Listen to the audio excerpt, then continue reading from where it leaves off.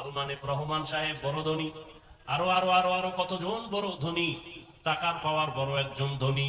বাংলাদেশের ধনী তুমি যতই বড় দাবি করো না কেন, ভারতের কাছে তোমার বড় টিকবে না। ভারতের আবার বড় মাস্তান, বড় বড় যত দাবি করো না কেন, আমেরিকার বড়র কাছে তুমি স্যারেন্ডার হতে বাধ্য, সেখানে তোমার বড়র বড়াই টিকবে। সারা দুনিয়ার যত বড় সব যদি এক পাল্লায় দেও, আমার আল্লাহর বরাদ্দের সামনে টিকবে না। কোটি টাকার মালিক দেখো অভাব হয় না দূর, গরিবে ঘুমায় আরাম করে মমতা বাহাদুর। ফেরাউনের লাশটা দেখো মিশর জাদু ঘরে, খায় না মাটি পোকা মাছি সবাই ঘৃণা করে। হৃদয়ে থাকিবে যার নূরতা সদা, রহমত আসিবে সেথা প্রভুর ওয়াদা। বড়র বাড়াই থাকলে দিলে রহমত আসবে না, নিজেকে নিজে ছোট মনে করিও সাদা। উঁচু জমিন থেকে পানি নিচু জমিনে যায়, তেমনি খোদার রহমত আসে নম্রতার হৃদয়। ভোগবিলাসের বাড়ি গাড়ি পরে রবে সব, থাকতে সময় স্মরণ করো আল্লাহ আমার রব। ওই বড় লোকের লাভ কি, টাকার বাহাদুরি করে লাভ কি যদি টাকা নিজে খাইতে না পারি? ওই 10 তলা বিল্ডিং এর বাহাদুরি করে লাভ কি যদি বিল্ডিং এ আগুন জ্বলে যায়, আগুন লাগায়া দেয়? ওই বাড়ি গাড়ির বাহাদুরি করে লাভ কি যদি বাড়ি গাড়ি সাইরা এ দেশ ছেড়ে পালাইতে হয়? ঠিক নি? ওই বড়ত্বের কোনো দাম নাই। কিন্তু দেখেন হিসাব কইরা ভালো করে, জ্ঞানী এখানে সবাই বসা আছেন, একটু মাথার জ্ঞানটা খাটান। যত বড় দেখলাম আজ বড় কাল নাই, সম্মানের ফুলের মালা কালকে জুতার মালা, কিন্তু একমাত্র একদল আল্লাহর গোলাম। এই জমিনের মধ্যে শীত নাই, গরম নাই, ঠান্ডা নাই, পানি নাই, যখন তখন অল টাইম, দেশ নাই বিদেশ নাই, সর্ব জায়গায় সর্ব অবস্থায়, আগেও যেমন এখনো যেমন ভবিষ্যতেও তেমন সম্মান আছে, সম্মান ছিল, সম্মান থাকবে। এদের সম্মান কমে নাই, কমাতেও কেউ পারে নাই। তারা একটাই মাত্র দল, উলামায়ে আহলে হক। ইলমে রা'জাজু করদান বেহিসাব, খলকে রাদাদান জবাবে বাসওয়াব। এখান থেকে একটা পয়েন্ট আমি ঔষধ দেই আমার কলিজার যুবকদের। ও কদমতলির যুবক বাবারা, পাও ধরে যদি বললে মা রাজি হও, বলো পাও ধরি। তবে তোমার বিশ্বাস নামক একটা, তোমার ভেতরে যে জিনিস আছে ওটার উপরে আমি কঠোরতা দাবি করে একটা কসম কয়া বিশ্বাস বাড়াবার জন্য বলি। আল্লাহর কসম একবার, আল্লাহর কসম দুইবার, আল্লাহর কসম তিনবার, ওয়াল্লাহি বিল্লাহি তাল্লাহি, আল্লাহর কসম। কথাটা তোমরা ফালায় দিও না রে বাবা। ও যুবকেরা, দুনিয়ায় কত বন্ধু পাইলা, কত বান্ধবী পাইলা, আমি কসম খেয়ে বলছি দুনিয়াতে যত বন্ধু সব হলো স্বার্থপর। একজনও বন্ধু আপন নাই স্বার্থ ছাড়া। স্বার্থে যদি আঘাত লাগে, তোমার দলের নেতা, তোমার সদস্য পদটাই শুধু কাটে না, সুযোগ পেলে কল্লা পর্যন্ত কেটে দেয়। এই উদাহরণের জন্য কি ইন্ডিয়া যাওয়া লাগবে? বাংলাদেশের কেরানীগঞ্জে ইতিহাস চোখের সামনে রেডি। কেরানীগঞ্জেই তার জ্বলন্ত প্রমাণ। ঠিক নি? যত বন্ধু পাইছো, তোমারে টেলিফোন না করে ঘুমায় না, ভাগ বটোয়ারায় বেজাল হয়ে গেছি, সবাই মিলে তোমার গলায় ছুরি ধরে মেরে ফেললো। এজন্য আমি কসম কয়া বললাম, জমিনে যত বন্ধু পেয়েছো যুবক বাবারা, সব বন্ধু হলো স্বার্থপর, একটাও লোভী স্বার্থ ছাড়া কেউ নাই। হয়তো অনেকে জ্ঞান খাটাইয়া বলবা আব্বা জান আর আম্মা জান কি স্বার্থপর নি? আল্লাহর কসম তারাও স্বার্থপর। বহু জায়গায় মা বাবা স্বার্থের টানে সন্তানের গলা কেটে ফেলেছে। কেরানীগঞ্জের থানার ডায়েরি খুললে পাওয়া যাবে কত মা বাবা স্বার্থের টানে সন্তানের বিরুদ্ধে মামলা করেছে, আবার কত সন্তান স্বার্থের টানে মা বাবার বিরুদ্ধে মামলা করেছে। স্বার্থের কারণে স্ত্রী স্বামীকে হত্যা করে, স্বামী স্ত্রীকে হত্যা করে। ওরে ঢাকার বাংলাদেশের তাজা ঘটনা, আপন বাবা আপন মাইয়াটারে ঢাকার হোটেলের মধ্যে ঢুকাইয়া ডাক দিয়া কয়, মাইয়া আজকের রাতের জন্য তুই আমার স্ত্রীর সমান। আরো জোরে বলেন। এজন্য আল্লাহর কসম করে বলি রে যুবক, জমিনে যত বন্ধু পেয়েছো সব হলো স্বার্থপর। তবে আল্লাহর কসম, তোদের কলিজার একমাত্র কেবলমাত্র শুধুমাত্র তোদের কলিজার আপন বন্ধু নিঃস্বার্থ। যদি কাউকে পেতে চাও কিয়ামত পর্যন্ত তোর জীবনের আসল আপন নিঃস্বার্থ কলিজার বন্ধু একমাত্র উলামায়ে কেরাম।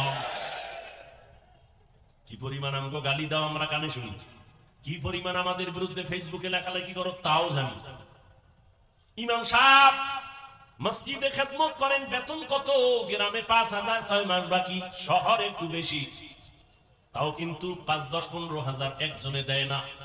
সভাপতির এত পাওয়ার কেন? কয় মসজিদের সভাপতি বেতন দেয় কত? ইমামরে কয় 100 টাকা। কত দেয়?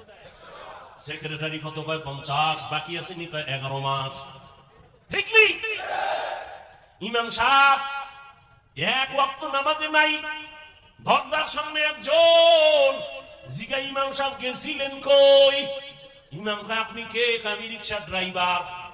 তুমি আমারে জিগাও কেন পাওয়ার কি? কয় মাসে 5 টাকা বেতন দেই। এর একটা পাওয়ার আছে।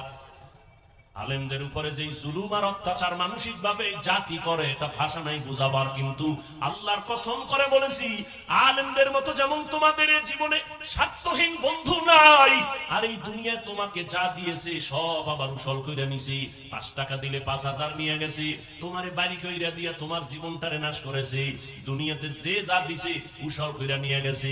মসজিদে যদি 50 লাখ টাকা দেয়, চায়ের দোকানে বয়া মোস্তাওয়ায় আর বাহাদুরি করে মসজিদ আমি কইরা দিছি। ঠিক নেই? কিন্তু উলামায়ে কেরাম দিন নাই রাত নাই, খানা নাই ঘুম নাই, কষ্ট। কই ছেলে, কই মেয়ে, কই ভাবি, কই ঘর, কিসের করোনা, কিসের রাতের অন্ধকার।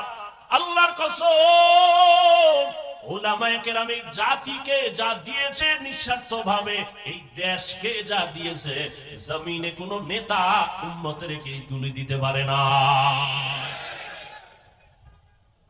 সরকার কোটি কোটি টাকা ব্যয় করে বাহিনী বানাইছে, বাহিনী। ঠিক নেই? বিভিন্ন ক্যাটাগরির বাহিনী বানাইছে, অস্ত্র দিছে, রাইফেল দিয়ে দিছে, ক্ষমতা দিয়ে দিছে, পাওয়ার। দুর্নীতি বন্ধ করো, চাঁদাবাজি বন্ধ করো, জুলুম বন্ধ করো, মদের আড্ডা বন্ধ করো, নেশাগ্রস্ত বন্ধ করো, সব অন্যায় বন্ধ করো। সরকারের কোটি কোটি কোটি টাকা ব্যয় করে যে বাহিনী বানাইয়া রাস্তায় ছেড়ে দিল, দুর্নীতি বন্ধ হলো। সোনার বাংলায় বয়সে দেখলাম দুর্নীতি বন্ধ হয় নাই, বরং চ্যাম্পিয়ন হয়েছে। সমাজে জুলুম বন্ধ হয় নাই, হয়েছে। একদল গেছি জুলুম গেছি কে কয় না, ঘরের ভিতরে আগুন লাগাই লোকে, দোকানে ডাকাতি হয় কেন? গেল, জুলুম বন্ধ হলো না, দুর্নীতি বন্ধ হলো না। একটু চোখে আঙ্গুল দিয়া বলে যাই রে যুবক, তাকাইয়া দেখ এই দেশের উলামায়ে কেরাম কত কষ্ট করে জীবন চালায়। মসজিদের বেতন ঠিক মতো পায় না, কোনো দ্বন্দ্ব নাই, গালি নাই, কোনো মানব বন্ধন নাই, কারো বিরুদ্ধে কোনো বদদোয়াও করে না। গালি দেনেওয়ালা সামনে দাঁড়ায়, মন খুইলা হাসি মুখে সালাম দেই, কথা বলি। ও আল্লাহর বান্দারা, এই উলামায়ে কেরামরা দিন নাই রাত নাই এক প্রান্ত থেকে ভিন্ন প্রান্তে গিয়া গিয়া পাও ধরে ধরে চোখের পানি সেরে সেরে মানুষের দাওয়াত দেয়, আসো কল্যাণের পথে আসো, মা বাবার সাথে বেয়াদবি করবা না, অন্যায় ভাবে কারো হক নষ্ট করবা না, ভাইয়ের হক নষ্ট করবা না, কারো উপরে কোনো জুলুম করবা না, গালি দিবা না, মিথ্যা বলবা না। যেটা সরকারের কোটি টাকার তৈরি করা বাহিনী পারে নাই, এর থেকে বেশি উলামায়ে কেরাম কান্না করে পাও দইরা বেশি তৈরি করেছে। বহু ডাকাত উলামায়ে কেরামের সোহবত নিয়া আজকে 5 ওয়াক্ত নামাজি, মদের আড্ডার থেকে ফিরিয়া এখন 5 বেলার নামাজি। লক্ষ লক্ষ পথহারা মানুষ আল্লাহর পথে চলে, দ্বীনের পথে চলে, জুলুম করে না, মিথ্যা বলে না, কারো হক নষ্ট করে না, আগে করত। এরকম আল্লাহর বান্দায় জমিনে আছে না নাই? এদের পেছনে একমাত্র অবদান হলো উলামায়ে কেরাম। বিনিময় কি দিয়েছো? দিয়েছো গালি, ফেসবুক করেছো গরম, ওলামাদের বিরুদ্ধে লেখালেখি করেছো। কি লাভ হয়েছে? তোমার কোনো লাভ হয় নাই, বরং তোমার কপাল পুড়ে গেছে, তোমার কপাল পুড়ে গেছে। এত সুন্দর আয়োজন, হাজার হাজার হাজার মানুষ কলিজা দিয়া কান্না করে মোনাজাতে দোয়া করে, তোমার চোখে পানি নাই। তোমার চোখে পানি নাই কেন? এর একমাত্র কারণ, তোমার উপরে গুনার কারণে আমার আল্লাহ বেজার হয়ে গেছি। এই জন্য আমার একটা দাবি, আমি এই এক সপ্তাহ ধরে সবাইকে বলতেছি, বিশেষ করে যুবকদের কাছে আমার একটা অন্তরের দাবি, 100 200 300 700 500 টাকাও যদি খরচ হয়, আগামীকালকে তোমরা একটা ব্যানার টানাও রাস্তার মোড়ে মোড়ে, লিখে দাও এই দুনিয়াতে উম্মতের আপন বন্ধু নিঃস্বার্থ উলামায়ে আহলে হক, লিখে দাও। এছাড়া তোমাদের আপন বন্ধু নেই। দোয়ার বেলায় আলেম কলিজা দিয়ে দোয়া করে, ব্যবসায়ের জন্য দোয়া করে, অসুস্থ রোগীর জন্য দোয়া করে, কবরওয়ালার জন্য দোয়া করে। এজন্য আল্লাহ পাক বলেন, দুনিয়াতে তোমরা উলামায়ে কেরাম ছাড়া আর শান্তির পথ খুঁজে পাইবা না, কারণ নবী আর আসবেন না, সাহাবায়ে কেরাম আসবেন না। এই বন্ধুই আল্লাহ পাকের যে আয়াত আমি পড়েছি, আল্লাহ বলেন, ও মুমিন, আল্লাহকে ভয় কর, আর জমিনে আমার কিছু প্রিয় বন্ধু থাকবে, তাদের বন্ধু হইয়া চলো। কুনু মা'আস সাদিকিন, সত্যবাদী যারা তাদের বন্ধু হয়ে থাকো। সত্যবাদী মানে সত্য কথা বলে কয় না, যার সর্বসাইড সততায় ভরা, সততার চাদর দিয়া জীবনটাকে আটকায় নিছে। লেনদেনের ভেতরে সততা, জবানের ওয়াদায় সততা, আখলাকের সততা, তার সব ক্ষেত্রে সততা, আমলে ইখলাসে সততা। আর পৃথিবীতে সততার মানদণ্ডে এক ব্যক্তি শ্রেষ্ঠ, রাহমাতুল লিল আলামিন। কেমন মায়ার নবী আমার, যেই নবী 63 বছর হায়াতে ভুলেও কোনদিন একটা মিথ্যা কথা বলেন নাই। কেমন সত্যবাদী নবী, যেই রহমতের নবী আমার, একটা গালি কাউকে দেন নাই। গালি দিবে দূরের কথা, হাজারো গালি শুনছেন, একটা গালির জবাবও দেন নাই। আরো আশ্চর্য কথা, মায়ার নবী কোনদিন কারো দিকে চোখ দুইটা গরম করে তাকান নাই। কেমন মায়ার নবী আল্লাহ আমাদের দান করেছেন, যেই নবীকে দেখার জন্য গর্তের পিপিলিকা আল্লাহর কাছে আরজি পেশ করে, আর ওই নবীর উম্মত হইয়া আমরা সেই নবীকে চিনতে পারি নাই। ও যুবক আল্লাহর গোলাম, যদি নবীরে চিনতে পারতে রে যুবক, দলের মোহাব্বত নিয়ে রাস্তায় মিছিল করো, নেতার পক্ষে মিছিল করো, আমার নবীরে যারা গালি দেয় তাদের বিরুদ্ধে কেন তুমি রাস্তায় দাঁড়াও না? যদি তুমি নবীর মায়া মোহাব্বত নিয়ে রাস্তায় দাঁড়াইতা, এই সোনার বাংলায় নবীর দুশ্মন কোনদিন চোখ তুলে কথা বলার সাহস পেত না। তুকু যাও সুন্নতে আহমদ কুজা পা মুহাম্মদ কৈবুত নিসবত মান আহাব্বা সুন্নতি কওলে রাসূল মজদায়ে কা নামাই হাম কুন কবুল। এরে নবীর উম্মত, তাহলে এতক্ষণ আলোচনায় কি বুঝলেন? ওলামায়ে কেরাম লাগবে নি? জোরে বলেন। যারা মহাপণ্ডিতি করে বলে আমার আলেম লাগে না, কোনো মুরব্বি লাগে না, আল্লাহর কসম তাদের দুনিয়াও বরবাদ, পরকালও বরবাদ। একটু খেয়াল করেন তো, এখন যারা ইদানিং কালে ফেসবুকে উল্টা পাল্টা লেখে, ভালো করে তালাশ করে দেখবেন এই একটারও কোনো মুরব্বি নেই। যেটির মুরব্বি নেই বেয়াদব। মুরব্বি মানে নেই কি বলেন? বেয়াদব। ভালো করে বুঝেন, এখানে জনতা ছিল, উলামায়ে কেরামদের ভূমিকা অস্বীকার যে করবে সে নিকৃষ্ট মুনাফিক। এই ছাত্ররা নিজের বুদ্ধি দিয়ে সফলতা আনতে পারে নাই, পেছনে পরামর্শ দেনেওয়ালা ছিল মুরব্বীরা।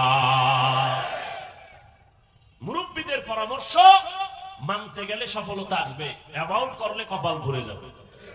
কপাল, একটা গরুর গলায় রশি লাগানো, মালিক ধরে রাখছে, গরুটা ডানে বামে যখন অন্যের ফসলে মুখ লাগায়, মালিক রশি ধরে টান দেয়, আর খাইতে পারে না। ঠিক যারা মুরব্বি মেনে চলে, আল্লাহর প্রিয় বান্দাদের নেক নজর নিয়ে চলে, তারা উল্টা পাল্টা করতে পারে না, করলেই পেছন থেকে টান দেয়, এই বক্তব্যটা কেন দিলি, তাড়াতাড়ি মাপ চা। ঠিক নেই? আমার এত ভক্ত, এত কিছু, আমি নিজেরটা নিজে খাই, নিজের দৌড়ান নিজে দৌড়াই।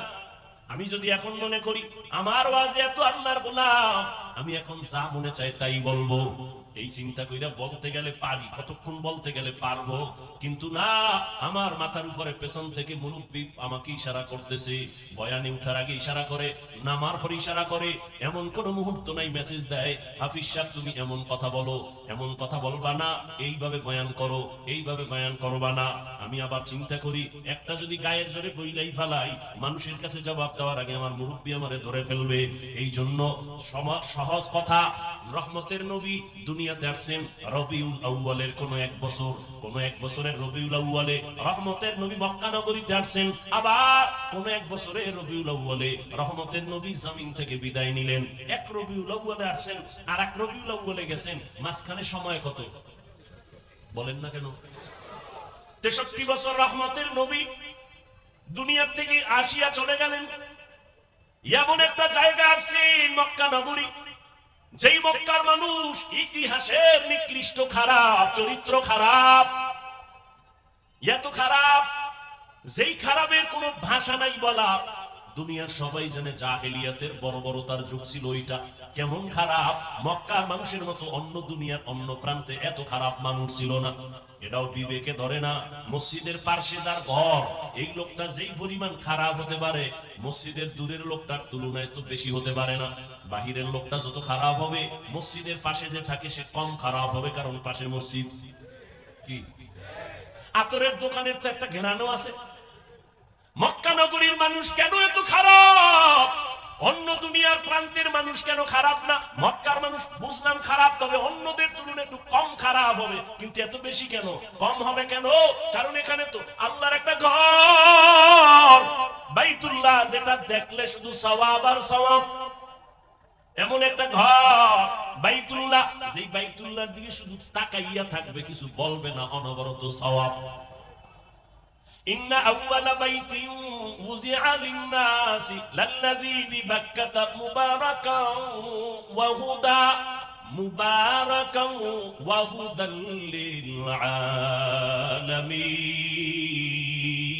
للعالمين।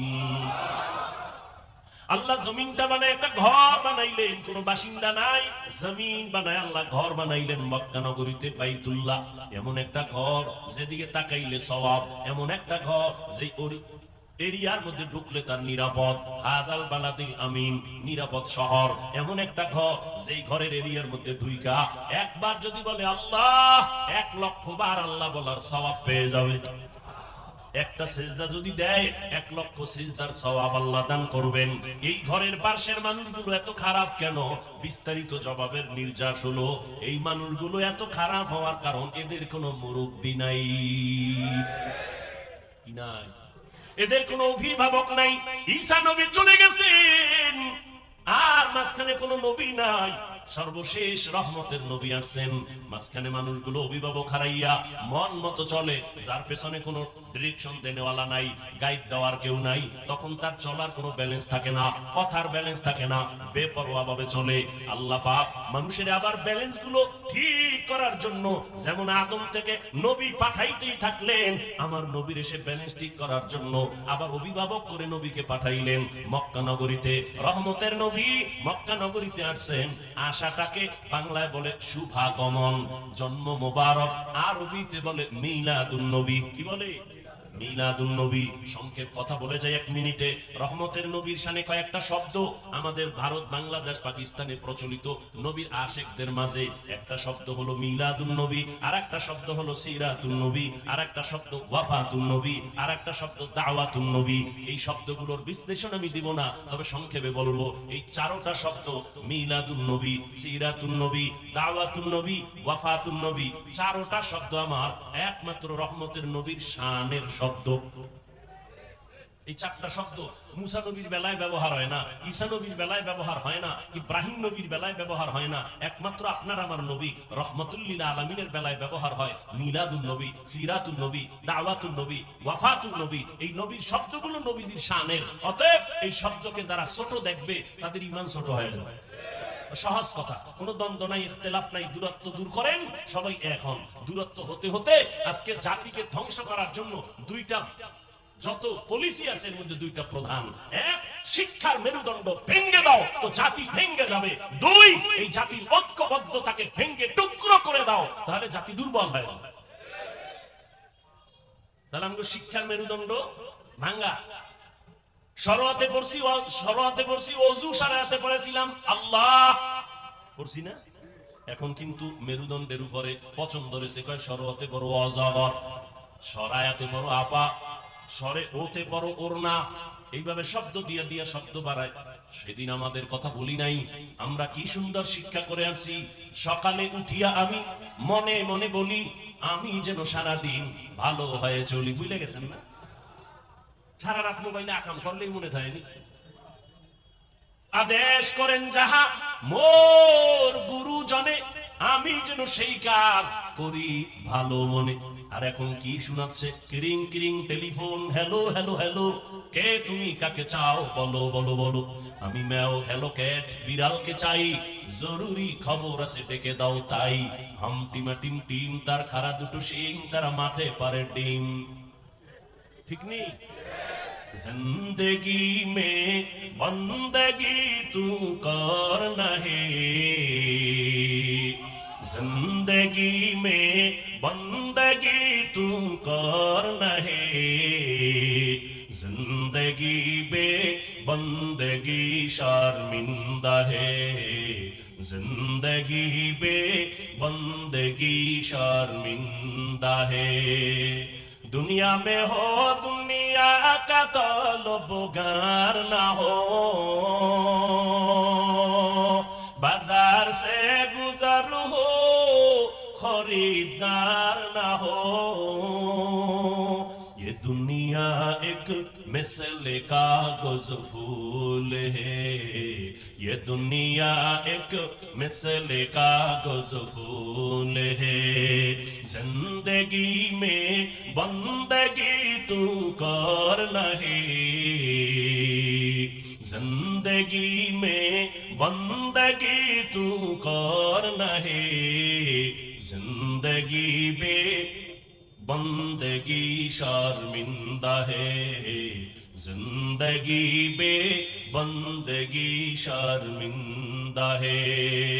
जिंदगी में बंदगी कुन बंदगी, बंदगी बे जिंदगी शर्मिंदगी। খারাপ লাগে আপনাদের? এত সুন্দর পরিবেশ কে তৈরি করে দিলেন? চিন্তা করা যায়? সারা রাত্র বৃষ্টি, সারা দিন বৃষ্টি, হাঁটু সমান পানি, এর মধ্যে আবার এই আয়োজন। ওই যে শুরুতে বলেছিলাম, বান্দা চাইলে হয় না, আল্লাহ যা চায় তাই হয়। বান্দা চাইছিল জমিনের মধ্যে ইব্রাহিম নামের বান্দা আসতে পারবে না। আল্লাহ কয় আমি ইব্রাহিমকে পাঠাবো। ঠিকই নমরুদের কথা হয় নাই, নমরুদের নাকের ডগা আল্লাহ ইব্রাহিম নবীরে পাঠালেন। ঠিক নেই? শুধু পাঠান নাই, সেই ইব্রাহিমের দিয়া নমরুদের খতম ঘন্টায় বাড়ি পড়ে গেল। ঠিক কাটটা হলো বান্দারটা না আল্লাহটা? ফেরাউন নামের বান্দা চাইলো মুসা নামের গোলাম এই জমিনে আসতে দিব না, শত শত বাচ্চাদের হত্যা করলো ফেরাউন নমরুদ। আল্লাহ কয় ও ফেরাউন না, আমি মুসারে যে তো পাঠাবই, শুধু পাঠাবো না, তোর ঘরে রাইখা তোর টাকা দিয়া বড় বানো।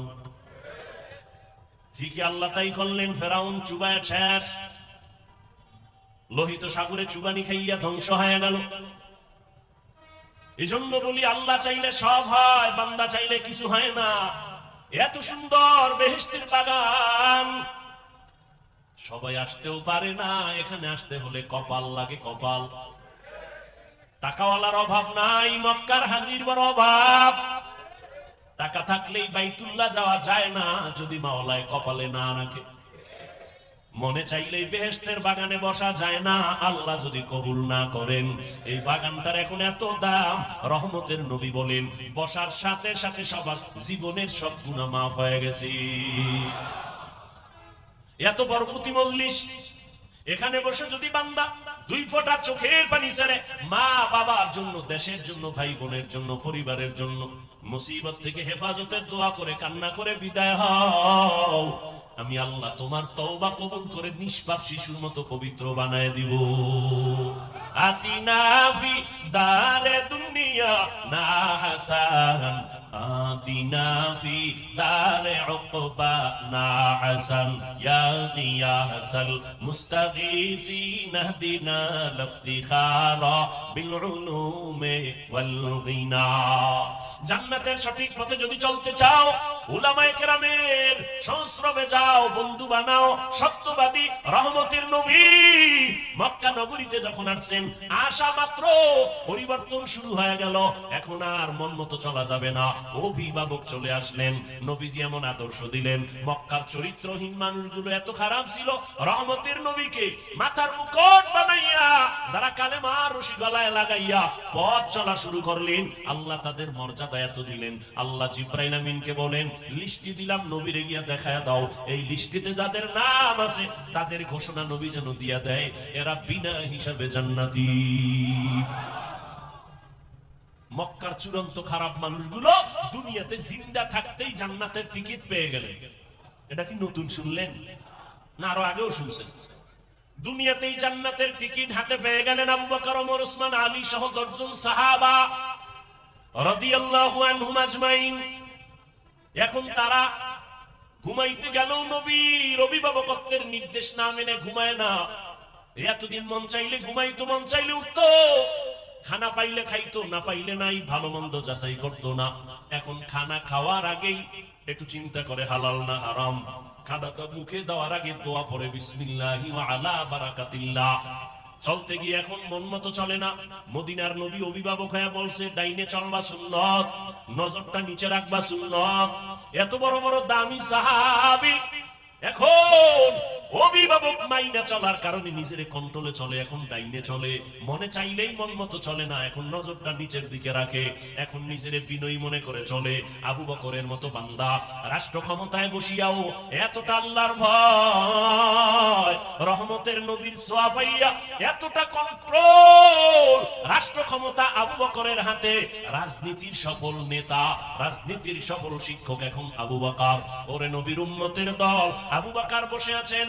স্ত্রী একদিন ডাক দিয়ে কয়, ও খলিফাতুল মুসলিমিন, আমার মিষ্টি খাইতে মনে চায়।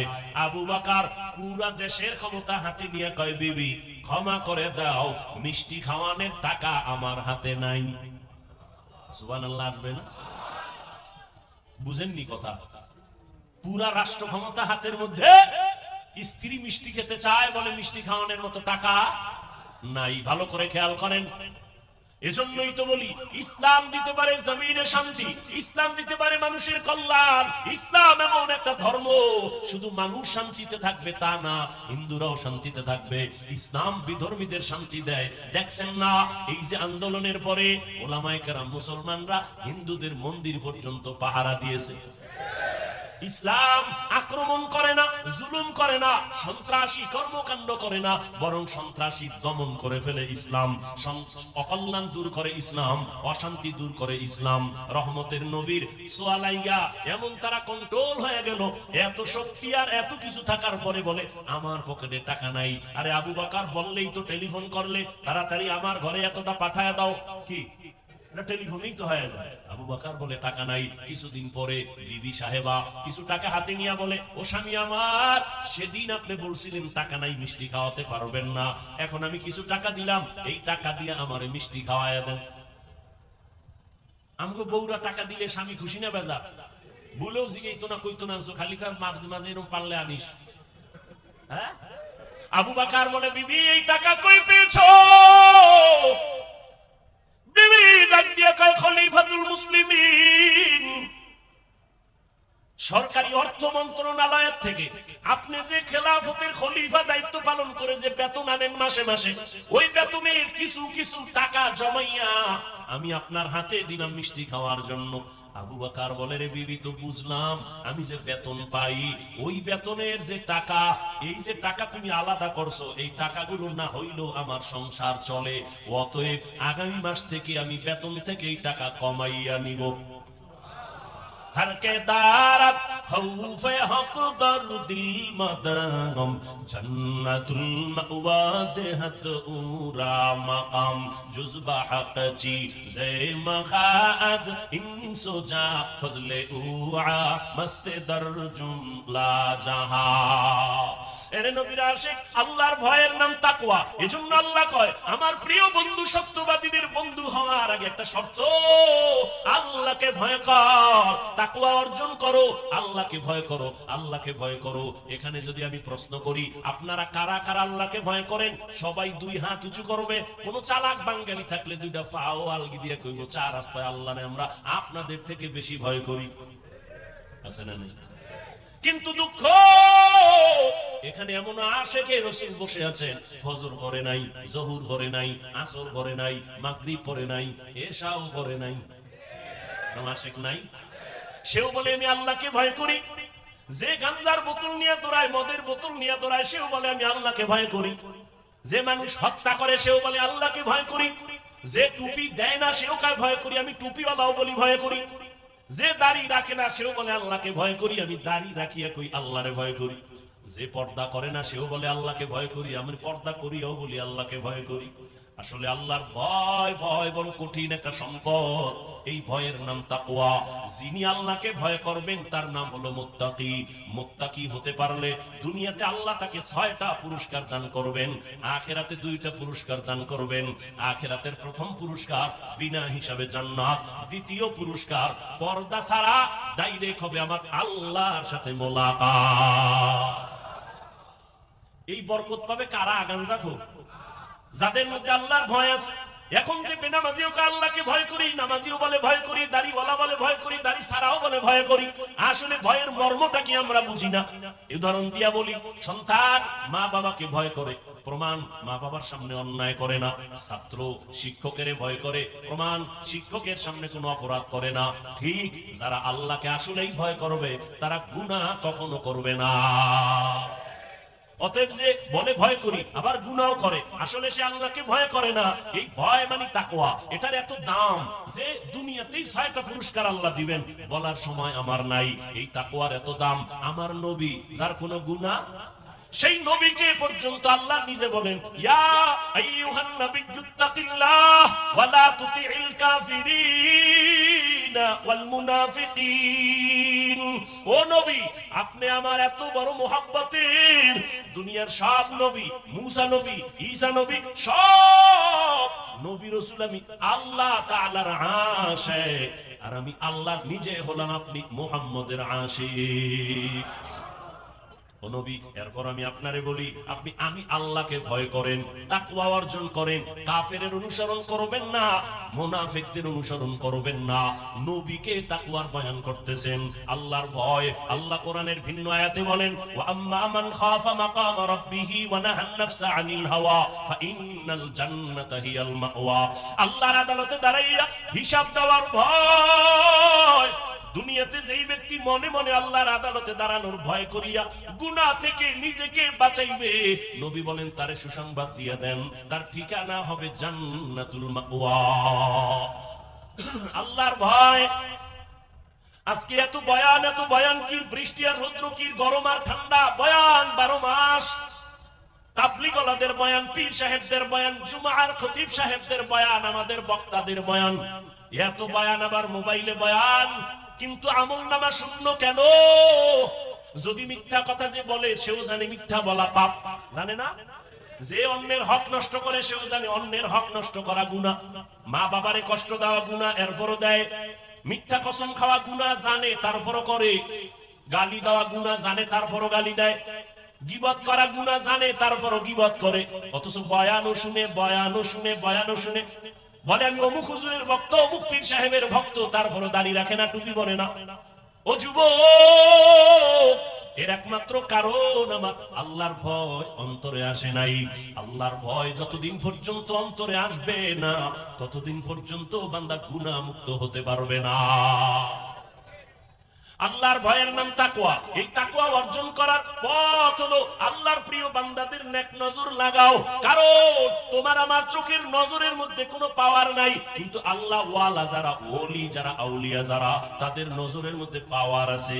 আল্লাহ তাআলা কোরআনেও বলছেন, নবী হাদিসেও বলছেন, এই পাওয়ারটা আল্লাহ তাদেরকে দেন যাদের মধ্যে তাকওয়া আছে। আল্লাহর প্রিয় বন্ধু যারা, এদের শব্দ আল্লাহ পাক কোরআনে বলছেন আউলিয়া, আর এক বচনে বুখারী শরীফে বলছেন ওলি। এরা আল্লাহর বন্ধু, এদেরকে আল্লাহ স্পেশাল পাওয়ার দেন। আউলিয়া কারা? আউলিয়া অলিকুল শিরোমণি ব্যানার লাগাইলে হবে না, জাকের পার্টির ব্যানার লাগাইলে জাকিরিন হওয়া যাবে না, ঈমান আলী নাম রাখলেই মুমিন হওয়া যাবে না। নাম ঈমান আলী তাজা বেঈমান আছে না নাই? ঈমান আলী নাম রাখলেই মুমিন হওয়া যায় না, ডাক্তারের ঘরে জন্ম নিলেই ডাক্তার হওয়া যায় না, ঠিক? ইঞ্জিনিয়ার সাহেবের ঘরেই জন্ম নিলে ইঞ্জিনিয়ার হওয়া যায় না। ভালো করে বুঝেন, আল্লাহ পাক রব্বুল আলামিন বলে তাকওয়া এমন একটা পুঁজি, অর্জন করো আল্লাহর মোহাব্বত নিয়া।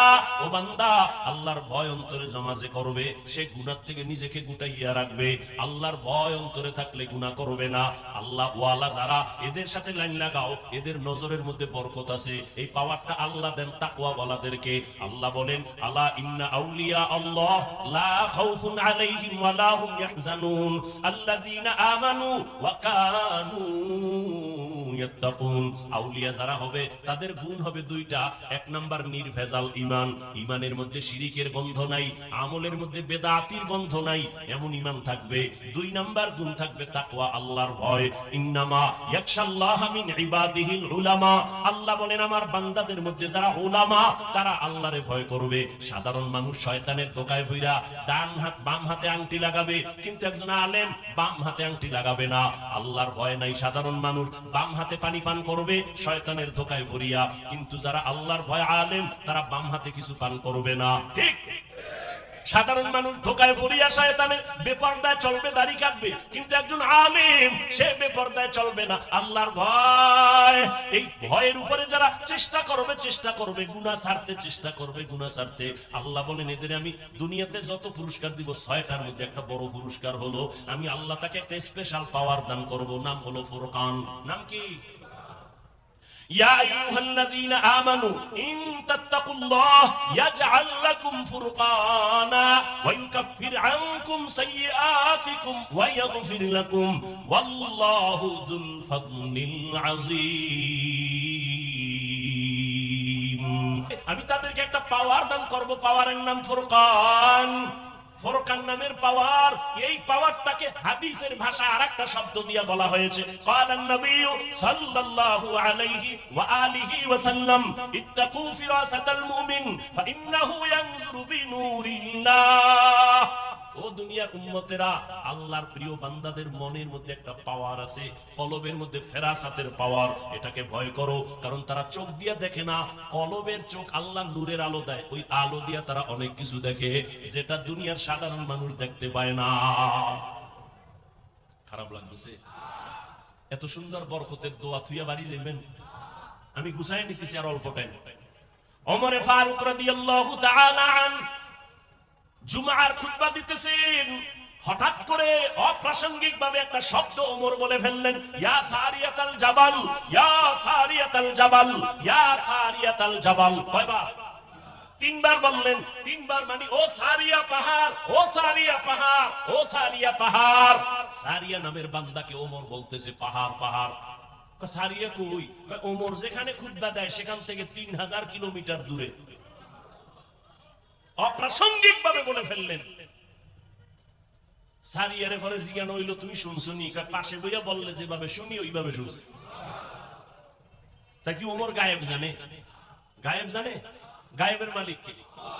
قُلْ لَا يَعْلَمُ مَنْ فِي السَّمَاوَاتِ وَالْأَرْضِ الْغَيْبَ إِلَّا اللَّهُ। হে নবী, আপনিই বলে দেন আসমানের বাসিন্দারা কেউ গায়েব জানে না, জমিনের বাসিন্দারা কেউ গায়েব জানে না, একমাত্র কে জানেন? একমাত্র আমার আল্লাহ জানেন গায়েব। তো ওমর হাজার হাজার হাজার মাইল দূরের থেকে কেমনে যে দেখলেন সারিয়ার সামনে শত্রু, ওমর বললেন পাহাড়টাকে পেছনে লাগায় দাও, শত্রু আসতে পারবে না, একদিক দিয়া শত্রুর মোকাবেলা করো। ওমর কেমনে দেখলেন? আল্লাহ কয় এই পাওয়ারটা কোরআনের ভাষায় হলো ফুরকান, হাদিসের ভাষায় হলো ফেরাসাত। আল্লাহ তাআলা এটা পাওয়ার দান করেন তাকওয়ার কারণে। কিসের কারণে বলেন? তাকওয়া মানি আল্লাহর ভয়, এই পাওয়ারের কারণে আল্লাহ পাওয়ার দান করেন, এই তাকওয়ার কারণে। আল্লাহর ভয় যাদের অন্তরে থাকবে তারা ইচ্ছা করে গুনাহ করবে না, গুনাহ যদি হইয়াও যায় তওবা করতেও দেরি করবে না। ও আল্লাহর বান্দা, ওমরে ফারুক রাদিয়াল্লাহু তাআলা আনহু ঈদে খেলাফতে আছেন, চেয়ারে বসা আছেন। এই খেয়াল করেন, একদিন বিবি ডাক দিয়া কয়, ও স্বামী আমার খলিফাতুল মুসলিমিন, আপনি খেলাফতের দায়িত্বে আছেন। ওই সময় অর্থ মন্ত্রণালয়ের জিম্মাদার আবু ওবায়দা ইবনুল জাররাহ রাদিয়াল্লাহু আনহুকে দিলেন। কয়, আমগো বাজার ঘাট তেমন লাগবে না, এই দুই একদিন পরে ঈদ আসতেছে, বাচ্চার কিছু কাপড় চোপড় লাগবে, কিছু ব্যবস্থা করেন। ওমর বলে, আমার কাছে টাকা নাই। আপনি বাইতুল মাল থেকে 1 মাসের অগ্রিম টাকা নিয়ে আসেন। খেয়াল করছেন কথাটা? কয় মাসের? বকেয়া না অগ্রিম? খেয়াল করেন ভালো করে। ওমরে ফারুক রাদিয়াল্লাহু তাআলা আন চিঠি লিখলেন, ও আবু উবাইদা ইবনুল জাররাহ, আমার আগামী মাসের বেতনটা তুমি আমাকে অগ্রিম দিয়া দাও। চিঠি লেখা পাঠায় দিলেন। বার্তাবাহক চিঠি নিয়ে অর্থ মন্ত্রণালয়ের দায়িত্বে যিনি আবু উবাইদা ইবনুল জাররাহ রাদিয়াল্লাহু তাআলা আন, তাকে যখন চিঠি দিলেন, আবু উবাইদা ইবনুল জাররাহ চিঠি পাইয়া চোখের পানি ছেড়ে কান্না শুরু করলেন। কান্না কইরা এক পর্যায়ে নিজে আবার উল্টা চিঠি লিখলেন ওমরের দরবারে। হযরত ওমর চিঠি পাইলেন, টাকা তো আর আনলেন না। চিঠিতে দেখে ওমর পাল্টা ওমরের প্রশ্ন করা হয়েছে দুইটা। আবু উবাইদা ইবনুল জাররাহ লেখছে, খলিফাতুল মুসলিমিন, আপনি অর্ডার করলেই তো আমি মানবো, তবে আমার দুইটা প্রশ্নের জবাব আমাকে আপনি দিবেন, আমি রাসূলের সাহাবী। আল্লাহর ভয়, দুইটা প্রশ্নের জবাব আমারে দেন, আমি অগ্রিম বেতন দেওয়ার আগে, আপনি খলিফা, আপনি অর্ডার করবেন দিব, তবে আমার দুইটা জবাব আপনি দেন। 1 নাম্বার প্রশ্ন, আমি যে অগ্রিম 1 মাসের বেতন আপনাকে দিব, আগামী মাস আপনি বাঁচবেন কিনা তার গ্যারান্টি।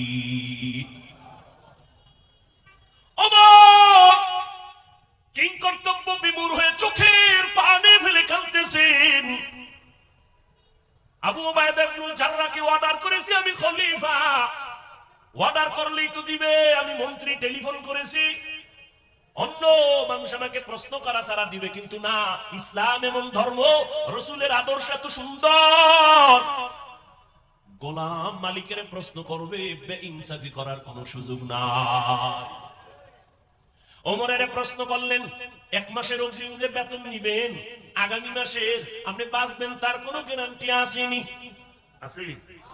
2 নাম্বার প্রশ্ন, ও খলিফা, আপনি এই এটা সরাও, যাও যাও যাও যাও, আস্তে আস্তে সরাও।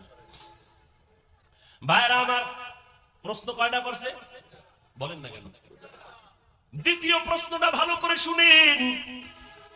খলিফাতুল মুসলিমিন হযরত ওমর কাগজটা পাইয়া দেখে, দ্বিতীয় প্রশ্ন, আবু উবাইদা ইবনুল জাররাহ বলতেছেন, ও খলিফাতুল মুসলিমিন, আপনি যে 1 মাসের অগ্রিম বেতন চাইতেছেন, বলেন আপনি আজকে খলিফা আছেন, আগামী মাসে জনগণ আপনারে চেয়ারে রাখবে কিনা জবাব দেয়। বুঝেননি কিছু? কি বুঝেন? ওমরের মতো ব্যক্তি যাকে শয়তান দেখলে ভয় পায়, সেই ওমরকে এত কঠিন প্রশ্ন। 1 নম্বরে আপনি 1 মাসের অগ্রিম বেতন চাইলেন, বাঁচবেন কিনা গ্যারান্টি।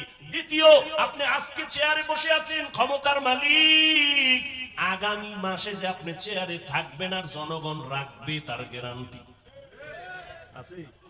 আগামী মাসে চেয়ারে থাকবেন না জোহরের আগে চলে যাবেন, গ্যারান্টি নাই। অতএব অগ্রিম বেতন আমি কেমনে দিব? ওমর চিঠি পাইয়া কান্নায় বিভোর, হাত উঁচু করে আমার মালিকের ডাক দিয়ে বলে, মালিক তুমি কত দয়াময়, আবু উবাইদা ইবনুল জাররাহকে তুমি কবুল করে দিও রে মালিক। আমার অন্তর চোখ খুলে দিছে, আসলেই তো আজ আমি চেয়ারে বসছি, কালকে বসার কোনো গ্যারান্টি নাই। এই চেয়ারের চেয়ারম্যানের মেয়াদ শেষ হয়ে গেছে। আল্লাহ যারে বসায় সে থাকতে পারবে যতক্ষণ আল্লাহ রাখবেন, জোর করে থাকতে গেলে থাকা যাবে না। ওমর চোখের পানি ছেড়ে আবু উবাইদা ইবনুল জাররার জন্য কান্না করলেন।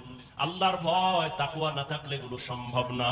ও কদমতলী কেরানীগঞ্জের মুসলমান বাবারা, ও কলিজার টুকরা আমার যুবকেরা, আজকে কত কষ্ট ওলামায়ে কেরাম করেন, এর ঋণ আদায় করতে পারবা না। রাগ করো আর যা করো, বিবেক দিয়ে একটু চিন্তা করিও বাবা। ওলামায়ে কেরামরা একটা গালি তোমাকে দেয় না। এই যে এত চিল্লায়া বয়ান করতেছি, কত কষ্ট, টাইম মতো খানা নাই, টাইম মতো ঘুম নাই, এতটা দৌড়াদৌড়ির মাঝে আবার বয়ান, চিল্লায়া চিল্লায়া বয়ান। কথা বলার মতো কষ্টের কাজ এই জমিনে আর একটাও নাই। এত কষ্টের কথা, এত কষ্ট করিয়া এই যে এতক্ষণ চিল্লাইলাম, একবারও বলি নাই সবাই আমার দলে আসো। আমি কোন দলের পথে দাওয়াত দেই নাই। আমি কিন্তু বলি না এই যুবকেরা স্কুল কলেজ বাদ দিয়ে তোমরা হুজুর হইয়া তসবিহ হাতে নাও, বলছি। তুমি চরমনাই না গেলে জাহান্নামে যাবা বলি নাই। তুমি তাবলীগ না করলে জাহান্নামে যেতে হবে বলি নাই। ও যুবক, স্কুল কলেজ সারিয়া কওমি মাদ্রাসায় যাও তাও বলি নাই। বরং আমি তোমাকে আশ্বাস দিয়া, কলিজা দিয়া, দোয়া দিয়া বলতে চাই, এতগুলো মানুষের আমিন খালি ফেরত যাবে না। ও যুবক, রহমতের নবী তোমার জন্য কত মায়া খুশির কথা বলছে। মায়ার নবীকে কত কষ্ট দিছে বেদিন বেঈমানেরা। আমার নবী দুনিয়াতে আইসা বাবা বলে ডাকতে পারেন নাই। 6 বছরে মা হারাইয়া নবী অসহায়, চারদিকে রাসূলের দুশমন আর আক্রমণ। আমার নবী দোয়া করলে উহুদ পাহাড়টা স্বর্ণ হয়ে যাইত। কিন্তু সেই নবী বলেন, ও যুবকেরা, আমি মুহাম্মদের এত কষ্ট, এত কষ্ট, এত কষ্টের জীবন আমার বংশের লোকেরা শুধু শুধু আমার উপরে হিংসার বশীভূত হইয়া আমাকে শিয়াবে আবু তালিবের মধ্যে গৃহবন্দী করে 3টা বছর রেখেছে। আমাকে পানি দেয় না, খানা দেয় না। আমি আল্লাহর এত পেয়ারা গোলাম, আমি গাছের পাতা সিরা সিরা চাবাইয়া চাবাইয়া খাইয়া নিজের পেটের ক্ষুধা নিবারণ করেছি। ওই সময় আমার বিরোধিতা করেছে যারা বুড়া, আর আমি মুহাম্মদের উপকার করেছে যারা তারা যুবক। যুবকেরা আমার উপকার করেছে, বুড়ারা আমার বিরোধিতা করেছে। ও যুবক বাবা, আল্লাহর নবী যুবকদের জন্য কত খুশির কথা বললেন। রহমতের নবী উপকার করেছে যুবক। ও যুবক বাবা, তুমি কি উপকার করলা রহমতের নবীর? তুমি মুসলমান, আমিও মুসলমান, তোমার পাও ধরে ধরে বয়ান করি, নামাজের কথা বলি, তুমি নামাজ পড়তে চাও না, আর আমি নামাজ ছাড়তে চাই না। তুমিও মুসলমান, আমিও মুসলমান, তোমার আমার আল্লাহ এক, তোমার আমার নবী নাকি আলাদা? তোমার আমার ধর্ম এক, তোমার আমার কাবা এক, তোমার আমার কোরআন এক, হাদিস, তোমার আমার কালেমা এক। দুনিয়াতে আসি তাও এক, মরণকালে কাফনের সংখ্যা হবে 3টা, তাও এক। আমি বক্তার সম্মানে একটা কাফন কেউ বাড়াইয়াও দিবে না। তুমি গরিব রিকশাওয়ালা হলেও একটা কাফন কেউ কমাইয়া দিবে না, কালার হবে আলাদা। আমি হুজুরদের কাফনের কালার হবে একরকম, যারা হুজুর না তাদের কাফনের কালার হবে ভিন্ন। কে হুজুর, কে হুজুর না, কে মালিক, কে গোলাম, কে ডাক্তার, কে রোগী, কে ইমাম, কে মুক্তাদি, সবার বেলায় কাফনের কালার এক। কাফনের উপরে লেখা থাকবে বড় হুজুরের লাশ, তাও থাকবে না রে বাবা। সব আজকে আমি বক্তা বক্তা হইয়া কত ভাব দেখাই, তুমি শ্রোতা, তুমি দুর্বল, তুমি ডাক্তার হইয়া ভাবে আসো, আমি রোগী হইয়া সিরিয়ালে কষ্ট পাই। কিন্তু কাফনের মধ্যে যেদিন ঢুকবো ওই দিন সবার বাহাদুরি শেষ হয়ে যাবে। মালিকের লাশটা যেমন পরে থাকবে, গোলামের লাশটাও তেমন পরে থাকবে, ইমাম সাহেবের লাশটা যেমন থাকবে, মুক্তাদির লাশটাও তেমন থাকবে। সবার বেলায় 3টা সাদা কাফন। কবরের সাইজও হবে এক, কবরে রাখার পরে প্রশ্ন হবে 3টা, তাও এক। আমাকেও যেই প্রশ্ন, আপনাদেরও সে একই প্রশ্ন। রবের পরিচয় দাও, ধর্মের পরিচয় দাও, রাহমাতুল লিল আলামিনের পরিচয় দাও। এই 3টা প্রশ্নের জবাব যারা দিতে পারবে, নবী বলেন সাথে সাথে আল্লাহ গায়বী আওয়াজ দিয়ে বলবে, ও ফেরেশতা, এর কবরটা বেহেশতের সাথে রাস্তা বানায় জান্নাতের ফয়সালা করে দাও। আর এই 3টা প্রশ্নের জবাব যারা দিতে পারবে না, নবী বলেন আমার আল্লাহ গায়বী আওয়াজ দিয়ে বলবেন, এই নাফরমান, এই বেনামাজির কবর জাহান্নামের সাথে রাস্তা খুলে দাও।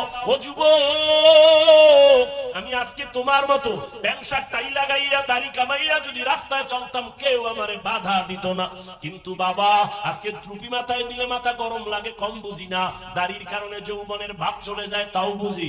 জামার কারণে গরম লাগে, তাও বুঝি। এই টুপি দাড়ির কারণে কত গালি শুনলাম, এরপরও কেন টুপি ছাড়ি না, কেন দাড়ি ফালাই না, কেন বেপরদায় চলি না? তোমার টুপি মাথায় দিতে লজ্জা লাগে, আর আমার টুপি টুপি খুলতে লজ্জা লাগে, তোমার দাড়ি রাখতে লজ্জা লাগে আর আমার দাড়ি কাটতে লজ্জা লাগে, তোমার পর্দা করতে লজ্জা লাগে আর আমার পর্দা না করলে লজ্জা লাগে, তোমার মসজিদে ঢুকতে লজ্জা লাগে আর আমার মসজিদে না ঢুকলে লজ্জা লাগে। ও বাবা, কারণটা কি? তোমার আমার আল্লাহ এক, নবী এক, কোরআন এক, হাদিস এক, কাবা এক, মরণ এক, কাফন এক, কালার, কবরের প্রশ্ন এক। এরপরও কেন তুমি ওলামায়ে কেরামের পাও ধরা বুঝানোটাও কেন মানো না? আসলে কি মনে মনে ভাবছো কোরআন মিথ্যা? থাকলে বলো, যদি প্রমাণ দিতে পারো কোরআন মিথ্যা, এখন আমি দাড়িটা কেটে ফেলবো, নামাজ বাদ দিয়া ল্যাংটা নাচ গান করবো, আল্লাহর বিরুদ্ধে রাস্তায় নেমে যাব। কিন্তু তুমি কেন ১৫০০ বছর পর্যন্ত আল্লাহর কোরআনের একটা ভুল কেউ বের করতে পারে নাই, বরং বহু বিধর্মী কালেমা পড়ে মুসলমান হয়ে গেল। এ শুধু তাই না, ও যুবক, সবাই যে খারাপ তাও না, তোমার মতো যুবক জীবনে মাদ্রাসায় পড়ে নাই, স্কুল কলেজে পড়ে, 5 বেলার নামাজ পড়ে, সত্য কথাটা স্বীকার করো, আছে না?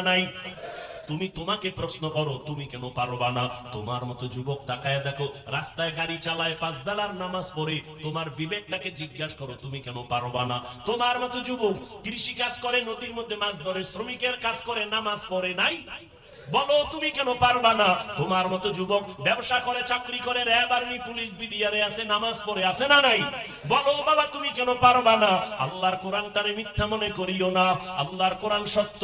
ওরে আমার তো কোনো আমল নাই, ওরে যারা আমলওয়ালা একুরেট, আল্লাহ পাক কবুলিয়াতের গ্যারান্টি কাট পাঠাইয়া দিবেন সাহাবায়ে কেরামদের, তাদের এত সুন্দর আমল, আবু বকর, ওমর, ওসমানের এত সুন্দর নামাজ, এত সুন্দর তেলাওয়াত, এত সুন্দর তাকওয়া, এত সুন্দর তাদের ইখলাস, এত সুন্দর কোরআনের তেলাওয়াত, এত সুন্দর জিকির, এত ভালো ভালো আমল করিয়া জান্নাতের টিকিট পাইয়াও সারা জিন্দেগি শুধু কান্না আর কান্না। নবী বলেন, আমি একদিন রাতের বেলা শুনি, আমার হুজুরার পাশেই তো মসজিদে নববী, আমি শুনি কানের মধ্যে কান্নার আওয়াজ আসতেছে। আমি নজর করে দেখলাম কে কান্না করে গভীর রাতে। আমি দেখলাম আমার মসজিদে কেউ না, আমার মাওলা যাকে জান্নাতের টিকিট দিবেন আমার হাতে গড়া সাহাবী আবু বকর নামাজে দাঁড়ায় দাঁড়ায় কান্না করে। আমি নবী সইতে না বাইরা বের হয়ে গেলাম। আমি আবু বকরকে জিজ্ঞাসা করলাম, আবু বকর আপনি নামাজে দাঁড়াইয়া গভীর রাতে কেন কান্না করতেছেন? আবু বকর বলেন, ইয়া রাসূলুল্লাহ, আল্লাহর আদালতে হাসরের ময়দানে কেমনে দাঁড়াবো এই ভয় আমি নামাজে দাঁড়ায় কাঁদতেছি। নবী বলেন, আবু বকর জান্নাতি সাহাবীদের মধ্যে আপনি প্রথম নম্বরে সুসংবাদ পাইছেন, আবার ভয় কিসের?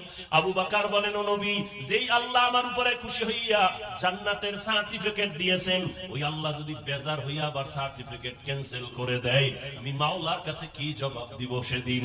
আপনি যে ভয়ঙ্কর কথা বলছেন ওই হাসরের মাঠের। আম্মা জান আয়েশা বলেন, রহমতের নবীও কাঁদতেছেন কবরের ভয়ে, হাসরের ময়দানের ভয়, কিয়ামতের ময়দান হবে এই জমিন, নবীরা সমস্ত মানুষগুলো উলঙ্গ দাঁড়াবে, নারী পুরুষেরা। আম্মা জান আয়েশা বলেন, নবী হাসরের ময়দানে নারী পুরুষ যদি উলঙ্গ দাঁড়ায়, লজ্জা কি কেউ পাবে না? শরম পাবে না? নবী বলেন, শরম পাবে দূরের কথা, এমন আযাব শুরু হয়ে যাবে, একদিকে সূর্যের গরম, অন্যদিকে জাহান্নামের আওয়াজ, অন্যদিকে রহমতের নবী বলতেছেন আমার আল্লাহর রাগান্বিত আওয়াজ, লিমানিল মুলকুল ইয়াউম লিল্লাহিল ওয়াহিদিল কাহ্হার। ও যুবক, কয়দিন আর যৌবনের বাহাদুরি করে নামাজ ছাড়বা, বেপরদায় চলবা, দাড়ি কাটবা? তোমার মতো কত যুবক তো এই ছাত্র জনতার আন্দোলনে কবরে চলিয়া গেল। ও যুবক বাবা, কত যুবকের লাশ গাড়ির নিচে তাকায়া দেখো, এমন একটা দিন নাই বাসের নিচে, গাড়ির নিচে, পানির নিচে যুবকের লাশ নাই। কয়দিন আর বাঁচবারে যুবক বাবা? আজকে তুমি যত বান্ধবী দেখো আর বন্ধু দেখো, ওরে আজরাইল যখন এসে যাবে কেউ নাই, তোমার আমার গায়ের গেঞ্জিটা পর্যন্ত ব্লেড দিয়া কেটে কেটে রেখে দিবে। কেউ নাই, কই আমার বন্ধু যদি শুনে তুমি আমি মরে গেছি, সাথে সাথে বন্ধু মোবাইল থেকে নাম্বারটা ডিলিট করে ফেলবে, বলবে তো মরিয়া গেছে, এখন আর নাম্বার মোবাইলে রাখা লাভ নাই। আমার হাতের ঘড়ি বলি আমার ঘড়ি, আমি মরিয়া গেলে ঘড়িটা আরেকজনের হাতে দিয়া বলবে এটার মালিক আমি, আমার মোবাইলটা আরেকজনের হাতে নিয়ে বলবে মোবাইলটা আবার আমার বাড়ি, আমার বাড়ি, আমার গাড়ি যাই বলি সবাই আমাকে নামায় বলবে বাড়ির মালিক আমি। আমারে 3টা সাদা কাপড়ের প্যাকেট বানাইয়া জানাজা পড়াইয়া এমন একটা কবর বাসবাগানে নিয়ে রাখবে যেখানে বাতি নাই, সাথী নাই, কোনো আপন কেউ নাই। আমার মা কোথায়, বাবা কোথায়, ভাই কোথায়, বোনেরা কোথায়, বন্ধু কই? এখন আমি ডানে বামে দেখবো মাটি আর অন্ধকার আর মাটি। ওই কবর দেইখা উসমান রাদিয়াল্লাহু তাআলা আনহু কান্না করে। ও উসমান, আপনি জান্নাতি সাহাবী, কান্দেন কেন? বলে, অন্ধকার কবরে গিয়া যদি 3টা প্রশ্ন দিতে জবাব দিতে না পারি, আমার মাওলার গায়বী আওয়াজ হবে, ও কবরের মাটি, এই নাফরমানের 2 পার্শ্ব থেকে জোরে জোরে চাপ দাও। কবরের মাটি চাপ সহ্য করতে পারবি না রে যুবক। একটা মশার কামড় সইতে পারি না, একটা পেটের বাড়ি সইতে পারি না, সূর্যের গরম সইতে পারি না, জাহান্নামের গরম কেমনে সহ্য করব? হাসরের ময়দানে জাহান্নামের গরম কেমনে সহ্য করবা? সাহাবায়ে কেরাম যদি এত আমল তাকওয়া নিয়েও কান্না করতে পারেন, ওমরের মতো বান্দা কাঁদতে পারেন, তুমি আমি তো যা করি, আমল নাই, নামাজ নাই, রোজা নাই, দাড়ি নাই, টুপি নাই। ও দাড়িওয়ালা, দাড়ি কামানেওয়ালা ভাইরা, বেপরদাওয়ালা ভাইরা, ও পর্দার আড়ালের মা বোনেরা, ও বৃদ্ধ বাবাজিরা, দুনিয়াটা কিছুই না রে বাবা। সাহাবাদের কান্না যদি হয় তোমার আমার কান্না করতে করতে তো বুক ফাটিয়া মরিয়া যাওয়ার কথা, অথচ তোমার আমার চোখে পানি নাই। অন্যেরা যদি কান্না করে তাও তুমি পছন্দ করো না রে বাবা। এখনো সময় আছে, 2টা চক্ষু বন্ধ করে মরণের জন্য একটু চিন্তা করে আমার মালিকের অন্তর খুলিয়া মনে মনে ডাক দাও, হে আল্লাহ, ও দয়ার মালিক, তুমি এত বড় দয়াময়। আমার দুনিয়াতে আসার পরে মা বাবায় কত মিষ্টি খাইলেন, আনন্দ করলেন, আমি কত পবিত্র। আজকে আমি এতটাই গুনার কারণে নাপাক। আমার গুনার কথা আমার মা জানে না, ভাই জানে না, বোনেরা জানে না, আমার পরিবারের কেউ জানে না। গুনার কারণে মনে হয় আমার হাত না পাক, আমার চোখ না পাক, আমার জিহ্বা না পাক, অন্তর না পাক। আজকে আমার গুনার খবর ভাই জানলে আমাকে ভাই বলে সম্মান করতো না, স্ত্রী জানলে স্বামী বলে বরণ করতো না, মা বাবা আমার অন্যায়ের খবর জানলে ভালো চোখে তাকাইতো না। ও আল্লাহ, তুমি কত দয়ার মালিক। আমার হাজারো গুনাহ দেইখা রাগ করিয়া পানি বন্ধ করো নাই, বাতাস বন্ধ করো নাই, সূর্যের আলো বন্ধ করো নাই। ও আল্লাহ, আজকে তওবার নিয়তে ময়দানে হাজির হয়েছি। শয়তানের ধোকায় পড়ে কত দাড়ি কাটছে, কত নামাজ ছাড়লাম। আল্লাহ, আজকে থেকে তওবা করলাম, মরিয়া গেল আর নামাজ ছাড়বো না, দাড়ি কাটবো না, বেপরদায় চলবো না, মা বাবার সাথে বেয়াদবি করবো না, উলামায়ে কেরামের পরামর্শ নিয়া, নবীর তরিকা মানিয়া 5 বেলার নামাজ পড়বো।